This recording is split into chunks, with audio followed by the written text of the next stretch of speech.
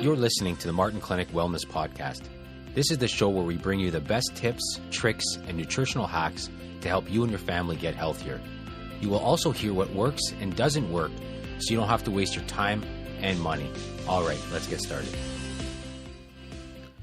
Well, we want to thank you for joining us on today's podcast. This is episode number 98. We're only a couple episodes away from our 100th, and we'll do something special on our 100th episode upcoming. Today we're going to talk about, we just finished a new course that we made, really a home program for hormonal issues called the Metabolic Storm. And, we launched that earlier this year. And we came across, really it was a news report that talked about just the massive increase in thyroid cancers. Yeah. In fact, they're talking about over the last 20 years, it's tripled. So, it's incredible. Thyroid cancers are on the, they're on the rise. Thyroid issues, aside even from cancer, big issues. We see it all the time in the clinic. Yep. Let's talk a little bit about why there's such a drastic increase in thyroid cancers. Yeah, and by the way, they rarely happen to men. It's not that men don't have thyroids. Of course we do. But the rapid increase is not happening so much in men, but in women. And that doesn't surprise us at the Martin Clinic because the whole course on Metabolic Storm was really aimed at women and how their endocrine system functions. Especially the thyroid does not act independently. We really emphasize that thyroid, is you might get thyroid cancer, but the thyroid on its own rarely acts independently. It's always something else usually that's causing the thyroid to not work properly or to have cancer develop in it. And that's what makes the thyroid a stinker, really. Mm-hmm. A person can have every symptom in the book of a thyroid. How many times do we hear this? A woman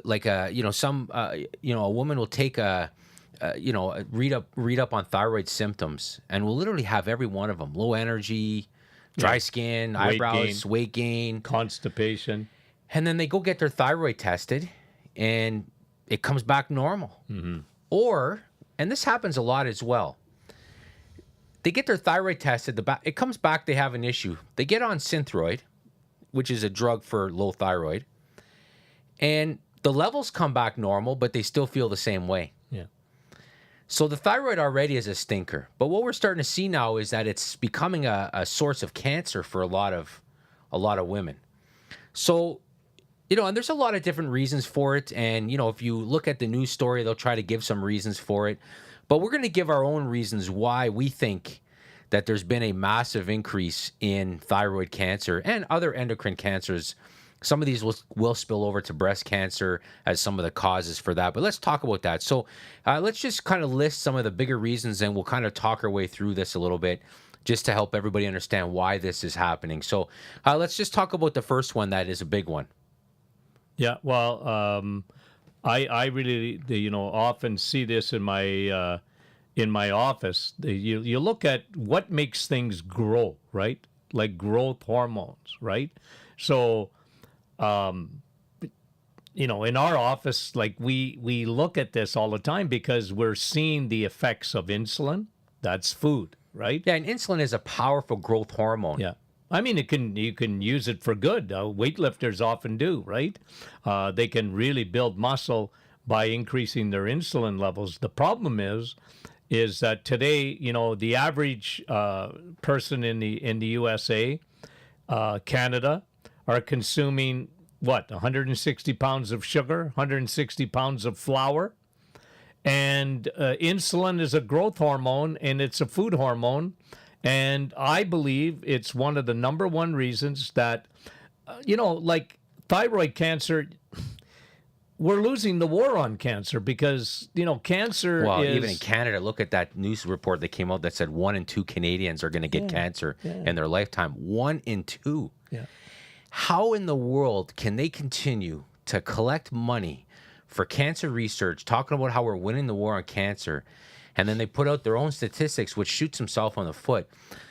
Man, we should be demanding results for that kind of money. Yeah. It is big bucks. Yeah. Those, pink ribbon and March for the Cure and all those things, there are big money involved in that. And I think it's about time we start to see some results from all that money that's going in there. Nobody wants to take on cancer because, it's like mother and apple pie, right? Like you can't say, because who hasn't been affected by cancer? And everybody wants to win the war. Everybody's been affected by cancer. There isn't a family that is listening to us today. Our family's been personally affected by cancer. Cancer. So everybody, look, we must continue the war. Yeah, but it's like. But you got to fight the battle in the right field. If you're in, what are the Americans? They've been the longest war they've ever been involved with is Afghanistan. To think. Have they actually won anything there? Like, has anything changed? I don't know. I don't want to get political. That's not the point. But it's time to analyze how many dollars are spent, how many lives are lost, how many, what it costs the taxpayer to fund, the care of cancer. And then we have a statistic like this thrown at us. Well, thyroid cancer is tripling. And, I asked the question, why? Why is it tripling? Why is breast cancer worse than it used to be in the 1970s? Well, even on that, like you had mentioned about growth hormones, insulin, for example, which is a powerful growth hormone. Studies have shown that even breast cancer, they have a lot more receptors, glucose receptors. So we've talked about this before on previous podcasts, but insulin definitely plays a role in the increase in cancers that we're seeing, especially in these endocrine type of cancers, right? For example, like you think of what the effect that insulin has on the thyroid, right? Yeah. I mean, the thyroid makes a few hormones, mainly makes a hormone called T4. And, T4 in itself has to be converted into T3 because T3 is the active form of the thyroid hormone that your body uses. So T4 has got to be converted into T3. And of course, that conversion takes place in the liver. Unfortunately, somebody who has an insulin issue, especially insulin resistance and especially insulin, all these fatty livers and stuff like that, well, that is going to directly affect the ability to convert T4 to T3. So insulin will affect the thyroid. Yeah. It will cause the thyroid to work harder. It will cause the thyroid to grow. Insulin makes everything grow, which is why, as funny as it is, one of the, if somebody's asking, well, what are some of the signs of insulin resistance? Well, think of all the things that grow, right? A lot of skin tags. Skin tags is a sign of insulin resistance. Yeah. Insulin makes skin tags grow. I mean, it's a growth hormone. Yeah. So again, thyroid cancer, it overworks. Insulin will stress the thyroid. We'll get it to overwork, will cause a whole bunch of metabolic issues, and that could definitely possibly be a reason for the increase that we see in thyroid cancers. Definitely breast cancers. Yeah, and coming back to the thyroid, and once you get a cancer, once you have a tumor in the thyroid, well, guess what makes it grow? Insulin. So again, this is a food. Insulin, folks, is a food hormone. It's 100% coming from what you put in your mouth every day. So, this is why I think we're so consistent on talking low carb. Get out the crappy carbs out of your diet because it'll lower your insulin. Yeah. Processed carbs and sugars are, that 160 pounds of sugar, 160 pounds of flour. My word, think about it. That's 320 pounds of your pancreas going crazy. Yeah, right? Insulin, it has to secrete insulin. It has to do all these things, right? Yeah.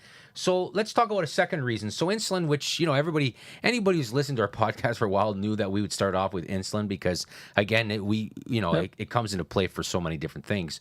But let's talk a little bit about a second big reason, probably just right up there with insulin in women, which is estrogen dominance. Yeah, and boy, do we see a lot of that.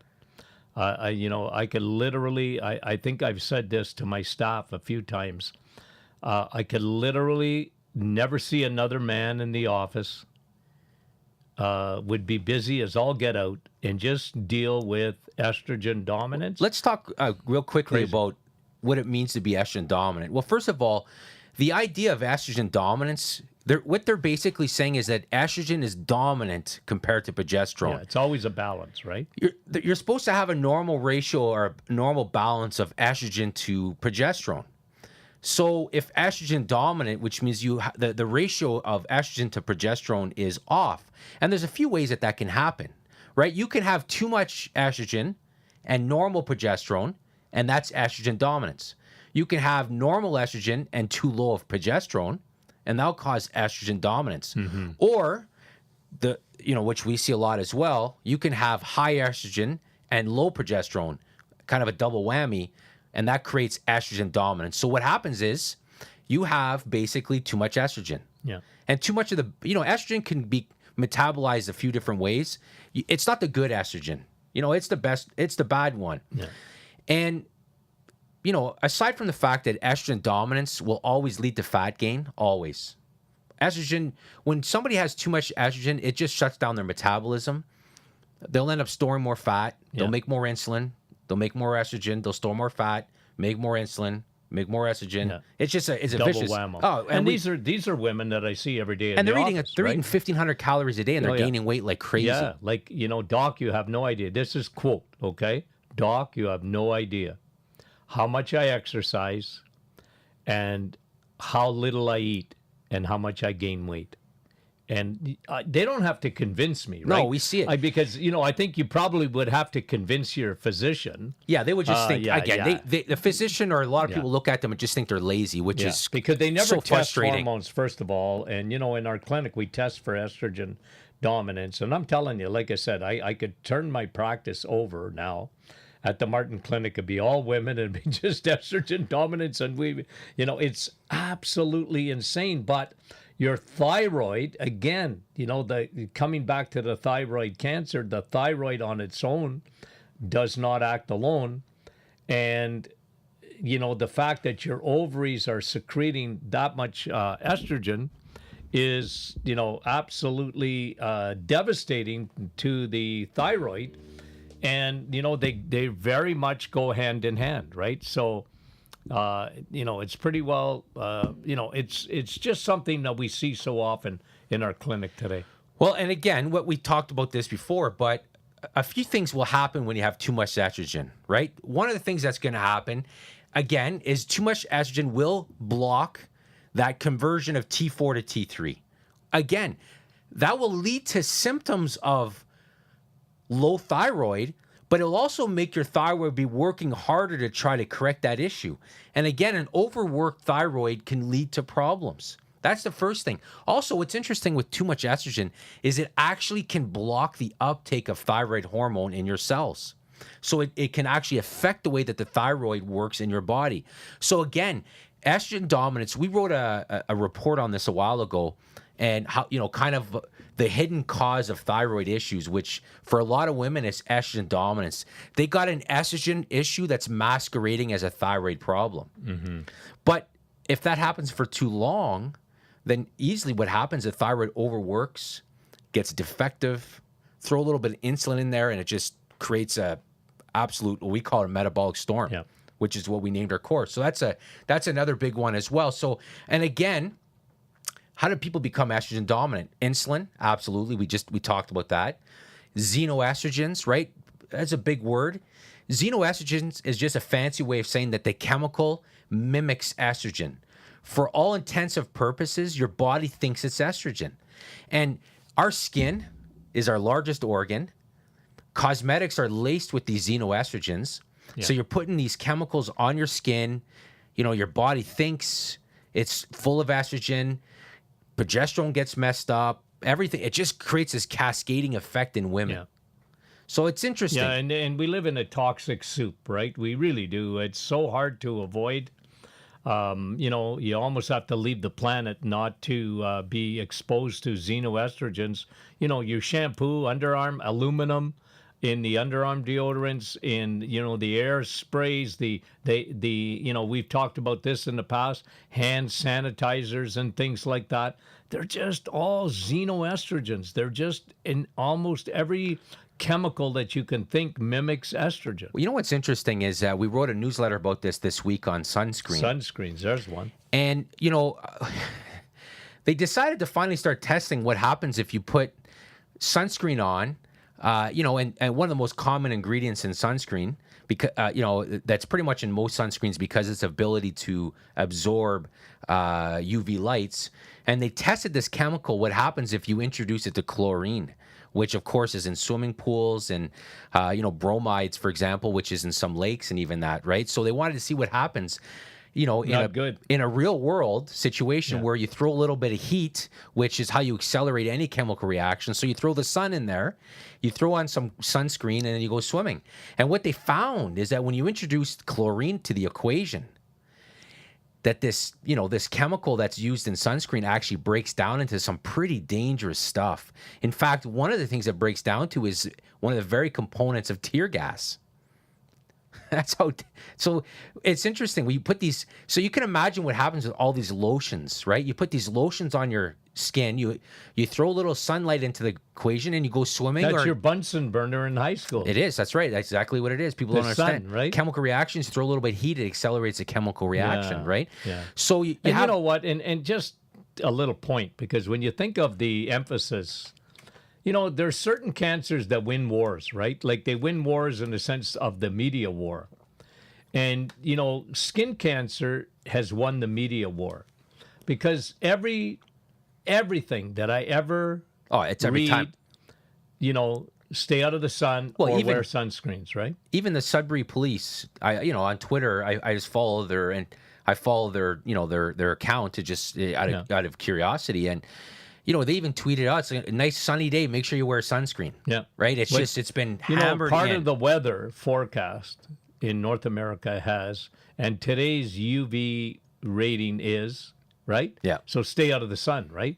Stay out of the sun or lather up. So what they've said, right? And lather up your kids, and, because skin cancer will, is you don't want to get skin cancer. But I'm going to tell you something. Just something that we quoted in Serial Killers. More people die from a lack of vitamin D, the sunshine, right, than die from skin cancer, let me tell you. And the people that die from skin cancer, the worst type of the melanoma, are people that work indoors. It's not people that go into. It's not the farmer. And that's a funny thing. They're all low in vitamin D. Right? They're all extremely low in vitamin D. Those are the people that get skin cancer. Isn't it crazy? I think that very similar to, I think that they tried to oversimplify skin cancer. They just blame it on the sun, not lifestyle factors, not chemicals, not food. Again, the skin is an organ. It's the largest organ. So if the food that we eat and the chemicals we consume can affect our lungs, can affect our kidneys and our liver, then they definitely can affect our largest organ, which is our skin. Yeah. So it's not as simple as just putting sunscreen on. Yeah. That's for sure. And definitely, as we said in the newsletter, sunscreen and chlorine does not mix. It doesn't mix. Yeah, and what else doesn't mix? Well, that's the thing. Right? They haven't tested it. They don't know. You see, you folks, when you read a label, and you can't pronounce the names, so you don't read it very much. But if you look at a product, whether it's sunscreen or something else, chemicals are deemed to be safe on their own. Right? Like yes, in an isolation lab. In an isolation lab, like so-and-so, parabens, they're safe. Yeah, I have a chemical. Die from parabens. That's right. I have a chemical. Yeah. I have to prove it's safe. Yeah. So I prove it safe. But I don't have to prove it's safe with every other chemical that's out there. And believe me, there's a lot of chemicals out there. And so they combine them all, right? And look at Johnson & Johnson just settled over $100 million. One of the largest all time. It might be the largest. Right? With what was it? Their talcum powder or their baby lotion. That's right. folks. Again, they throw the word baby on there. People think it's safe. Yeah. Right? They think it's a safe thing. I remember this Dr. Gideon. That's why I remember his name, Gideon. Pediatrician and one of the top specialists at the Children's Hospital in Toronto, was talking about all these chemicals. This is 20 years ago. I remember reading some of his stuff. He said, baby lotion, what? And he would say, what are parents thinking using that stuff on kids? Well, and then you put throw it them on in the their sun, skin, and right? Anyway. But anyways, this is a long way of saying that the chemicals definitely can have an effect on the thyroid. And there's not a lot of research what happens when you mix all these chemicals, you go out into the sun, or you throw in certain other conditions. We don't know, right? We don't know and that's the issue that we're having. But we're seeing the end result of it, which is a 100-fold increase in thyroid cancer over the last so many years. And then, thyroid cancer rates tripling. Breast cancer is increasing. Again, 100-fold. Whenever I hear we've won the war on cancer, I just get frustrated. I actually have to, it's funny. I have, I got an Apple Watch, and it's funny because, the Apple Watch, keeps track of your pulse. And what's funny is that, and that's not even it. I have it set up so it sends me a notification if my pulse rises. My watch will literally send a notification. It'll tell me to breathe. And it's funny because sometimes I'll be reading these studies and my watch will tell me to breathe because I get so frustrated because they're barking up the wrong tree so many times. So many times. Like when, we just put out that newsletter on coconut oil, and when we were doing the research on it, my watch told me to breathe like 3 times. I was so frustrated. Well, I don't have the Apple Watch, but I can tell you. No, it is funny. I'm telling you, my blood pressure is skyrocketing when I start reading some of these things. It is absolute nonsense, folks. Absolute nonsense. Well, we want to thank you for joining us on this episode. We stayed mostly on point. We did a little bit of a sidetrack on sunscreen, but that's a big thing as well. We had a lot of feedback on that, a lot of questions on that as well. So, again, we want to thank you for joining us. If you have any questions, you can email us at info@martinclinic.com. Also, if you're not, you can check us out on Facebook. You do a Facebook Live every Thursday, and you answer a ton of questions. Yep. So you could jump on there, and, if you follow us on Facebook, you can get notifications when you And I usually get pretty riled up Thursday. Oh yeah, there's a lot of stuff that goes on. So anyways, you can join us there. If you're not a newsletter subscriber, you can go to our website martinclinic.com and sign up there, and you can get our newsletters as well. So again, thank you for joining us, and have a great day.